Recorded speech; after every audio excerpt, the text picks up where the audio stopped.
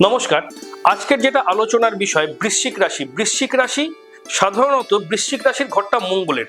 যারা যারা ভীষণভাবে ডিস্টার্বে রয়েছেন, বারবার কাটা ছেঁড়া হচ্ছে, বাধা বিঘ্ন আসছে, বারবার চোট আঘাত রক্তপাত হচ্ছে এবং ভীষণভাবে মেজাজ হারিয়ে ফেলছেন, রাগ মাথা গরম বেড়ে যাচ্ছে, নানা দিক থেকে আপনার যেন মনে হচ্ছে এই সময়টা বেশ ডিস্টার্বের মধ্যে আপনি চলছেন।